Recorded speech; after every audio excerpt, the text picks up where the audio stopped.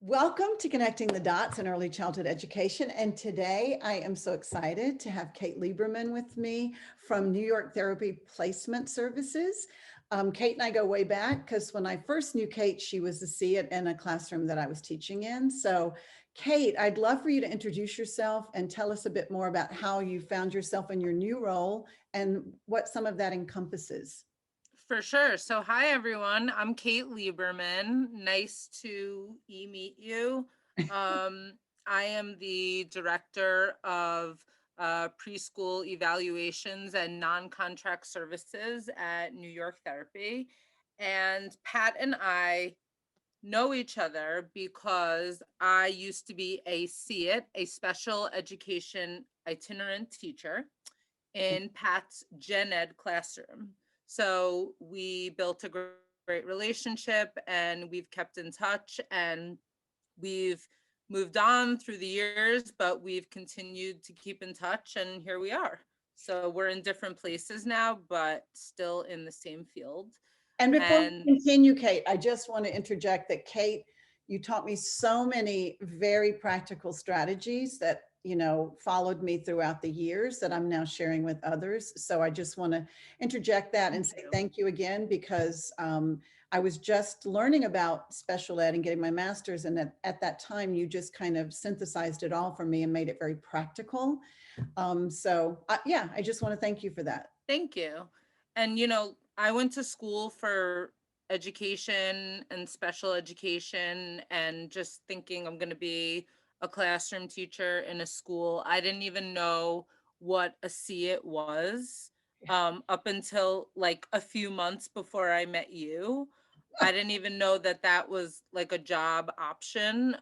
So that's something we can talk about too. So we'll talk a little bit about where I am now and how I got to where I am from your classroom. That'd be great. So I was a CET in Pat's classroom, like I said, special education itinerant teacher, which is a special education teacher that travels from one student to another. That's what itinerant means.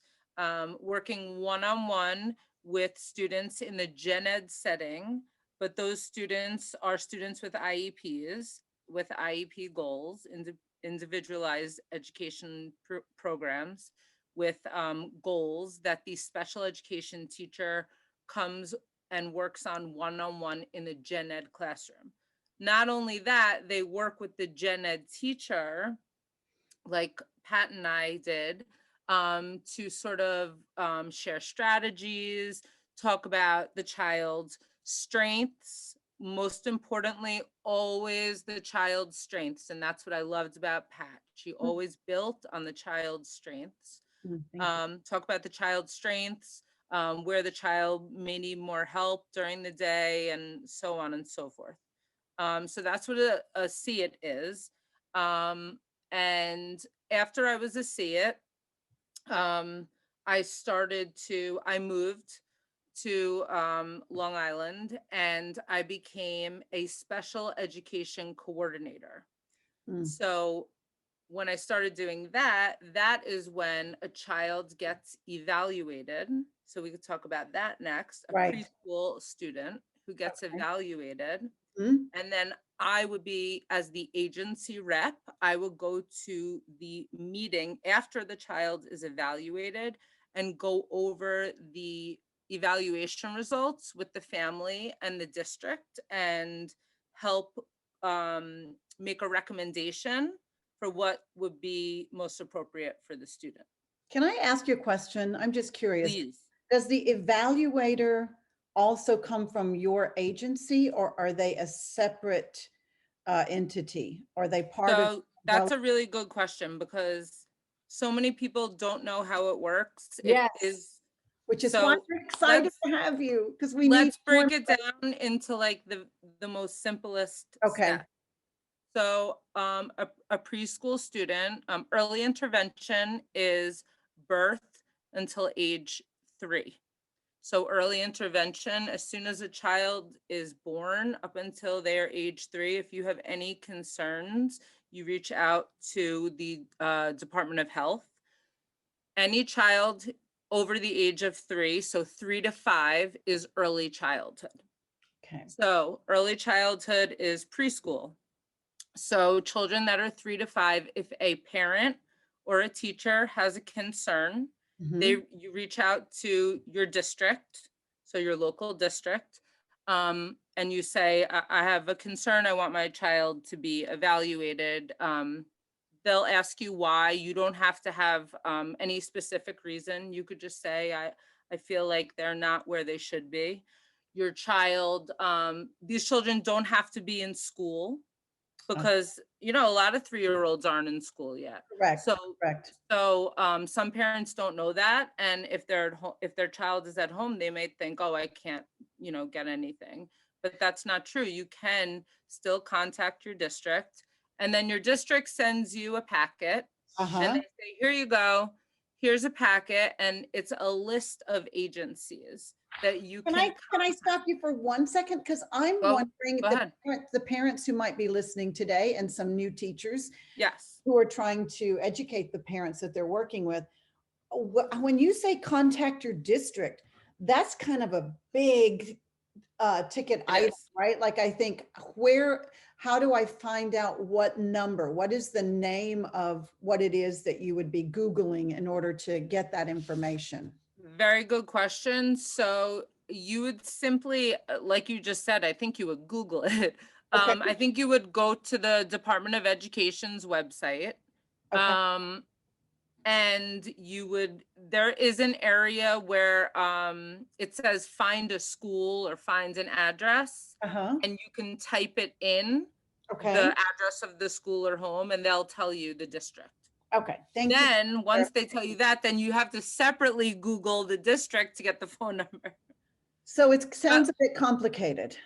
so it can be complicated, but once you get the ball rolling, Yes, and once you sort of like hook up with one of those agencies that they send you on the list, right? and you have a coordinator, someone that could help you, like we do, at our agency, then, it's really sort of, I don't want to say easy from there on, but once the ball gets rolling and the evaluations get scheduled, the districts are pretty good with scheduling the meetings. So let me tell you how it goes. But- So you're a parent, you get this packet, you have a list of agencies, and you contact us, you contact New York Therapy. Hi, my name is Jane. My son Joe, I think he has a speech delay. He's 3 years old and he goes to ABC preschool in Queens. Okay, So automatically, even though mommy only thinks Joe has a speech delay, every child gets a psychological evaluation first, no oh, matter what. So again, that's something that some parents might be turned up. My kid needs a psychological evaluation. They're 3 years old. You're gonna lie them on a couch, and but it's not like that. They're really able to see in a psychological evaluation, besides just your child's IQ, sort of like a global perspective of maybe, oh, they didn't answer those questions because they don't have their receptive language isn't up to par. The psychologist then makes recommendations for further evaluation. So, oh, I agree. I saw that speech delay, and I'm going to request a speech provider to come in and evaluate the child. But I also saw that your child was very fidgety and couldn't sit still and was looking around. And I feel like your child may have some sensory issues. uh-huh, Sensory is the child can't control their body. right, Either they have too much input or too right, little. right. And so I think your child should also get an occupational therapy evaluation. So then they send the other evaluators in. Everybody does their evaluations. Everybody sends their evaluations. The parent gets the evaluations, and also the district Okay, gets the evaluations. and the district sets up a meeting.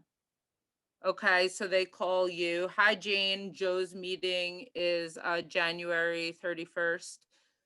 You go to the meeting, and that's where I came in, the agency rep, and I go to the meeting with you, Mom, and I go over all the results. Joe, I don't make a recommendation necessarily, but I just go over the assessments and the scores in parent-friendly language, Okay. not numbers and percentiles necessarily, but parent-friendly. So Joe should be able to be using a grasp to pick up the beads like that instead of like that.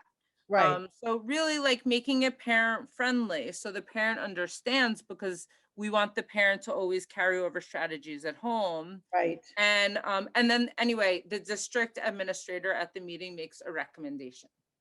So now that recommendation could be something like a see it. That's what we were talking about earlier. A see it for children with special education needs Mhm. is the least restrictive environment. Least restrictive environment means we want to give like the least support that we need to, because we want this child to grow and develop and learn from their peers. Right. So we want them to stay in their gen ed classroom, but they need the special ed teacher to come in maybe an hour a day, 5 hours a week, to just work with them on either maybe it's during meeting time, Right. maybe it's during transitions, that type of thing, and also Now, work with the teacher. now, Kate, can a parent, once told what the services that their particular child needs are, can they say, I want the least restrictive and I want a see it? Or who recommends what? No, Okay. usually the district, because the district legally, they have to say what they feel. They can't say, oh, your kid needs a see it, let's say, for 5 hours a week, when really that kid is a danger, maybe to behavior wise, to himself or others, and he should be in a special education classroom of 6 or 8 children, which is like the most restrictive. Okay. So usually the parent, but the parent, although they can't say, no, I want this, they can say, I don't want that. The parent could just say, no, thanks, I'm not signing. And that's that. And then And the case child closed. still obviously allowed to stay in that setting unless the leader of the school can support with enough documentation that that child is a danger to other children in the classroom, correct?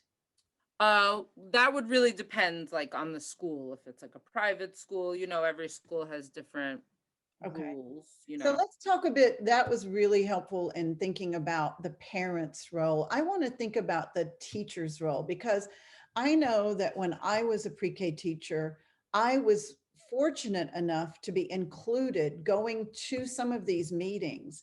And I think That's it was great. I because used I to was in a love that. private school, and maybe it was because I was in a private school, they could request that I would do that from the leadership point of view. They could say, we want you to do that. So Well, in my opinion, the gen ed teacher is so important and should be there, because the gen ed teacher is the one that is with the child in that school setting the most.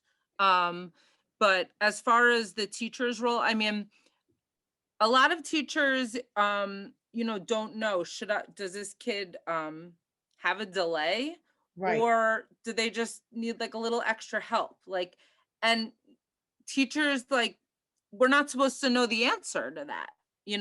That's why you should always recommend an evaluation. It can't hurt.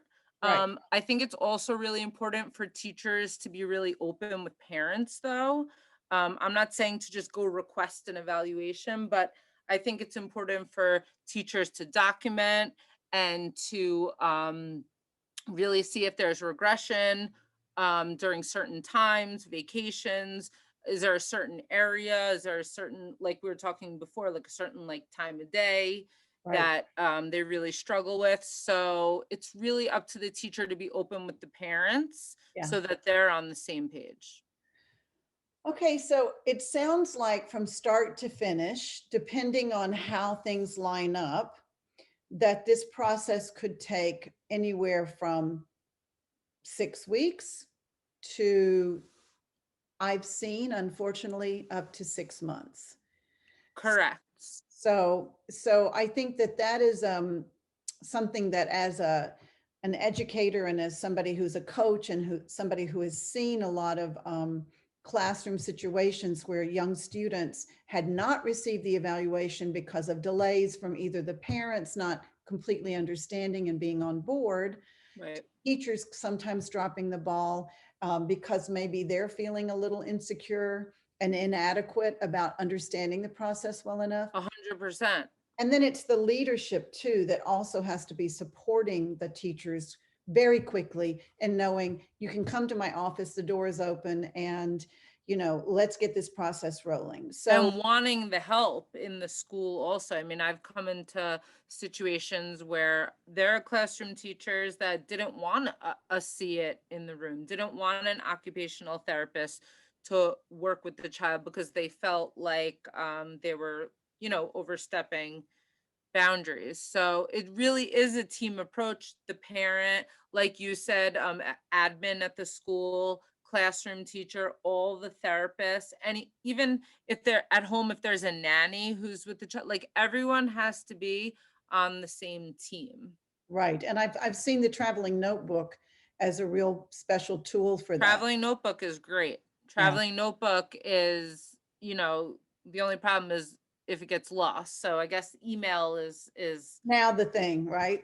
yeah, is the modern Well, and notebook. that brings me up to the point of, systems are always changing. And I think that this pandemic has really kind of shone a light on a lot of the holes that are in all of our education systems, as well as the special ed and getting those services. So I wonder, I know in Chalkbeat, they had an article recently saying that, let's see, it says that there's been such a steep drop in babies and toddlers with disabilities getting any kind of services because a lot of times they're just not getting in to see the doctors right now, so that's getting delayed. We know that pediatricians are the first gatekeeper, and also can support parents in getting some of these special services, right? And the parents a lot of times just don't know that even though COVID is going on, like we're still doing evaluations via teletherapy in person. We're still working to get the kids the services they need during this time, because just because there's a global pandemic, the kids still need their services. Yeah, so what would you say during this time has been something that you've learned about the services that could be improved when the pandemic is over? Has there been any light shining on any holes that you've seen that you kind of go, wow, when we start back up into our new normal, um, we could do better here, there, and yonder. And are Well, virtual supports really ever going to be something that is part of providing these services in the future? I do think that it will be a part of, evaluations and education in the future. I mean, I don't think that that remote is, and I think it's going to be an option for a long time. Wow. I think that, from what most therapists are not comfortable yet going in person. And most families want in person. I think as vaccinations and everything starts to come about, people will want to provide more in-person services. But I think that virtual sort of like has changed things. Like we will continue to do virtual evaluations. We've seen children make some real progress. Just like they would in person. So I don't see it ending anytime soon. And when you say that, Kate, what ages have you seen it working with? Because I Oh, really, all ages.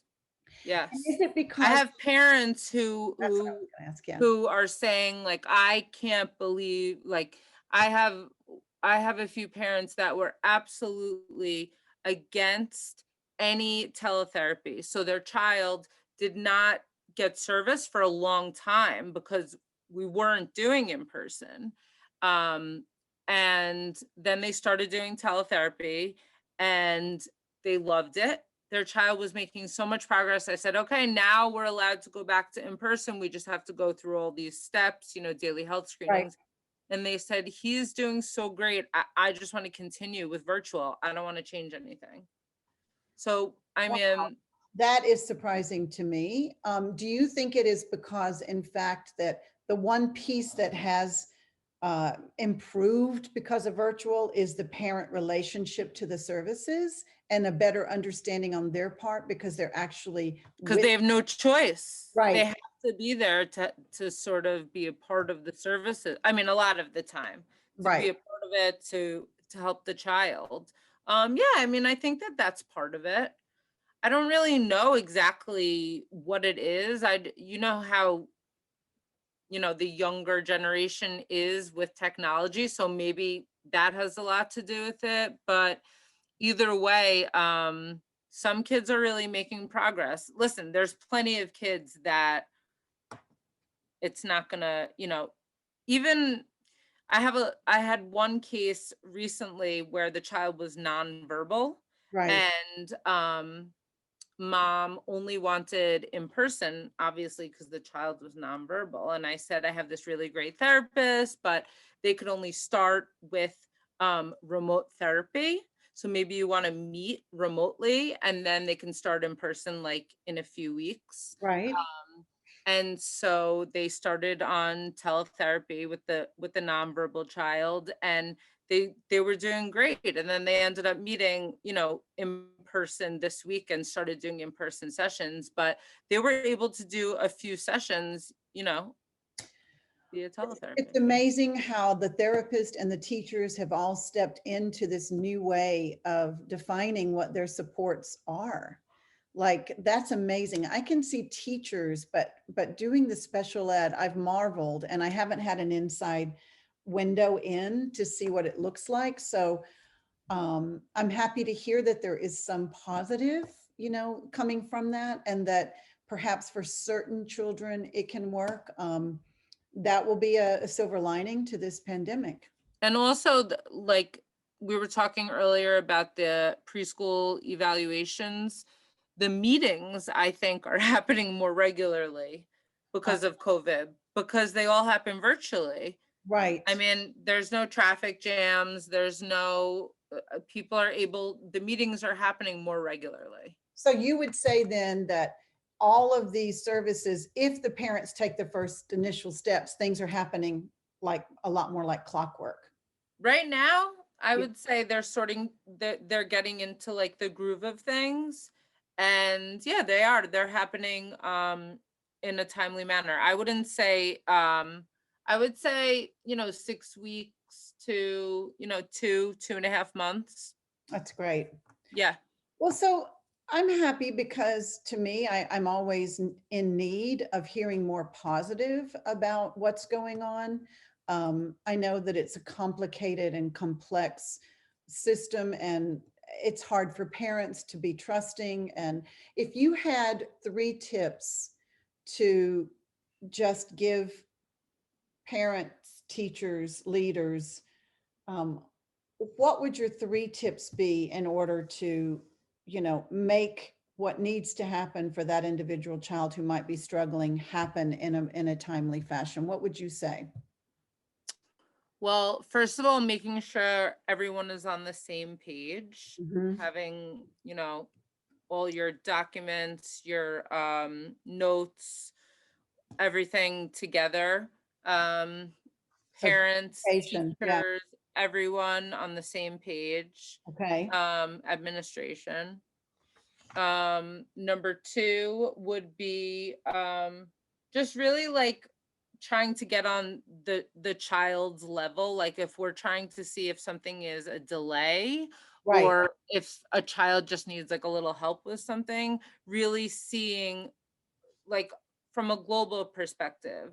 Like, for example, if a child has never used scissors before, um, and then you're asking them to use scissors and they can't use scissors, right, that doesn't mean that they have a delay with their fine motor skills.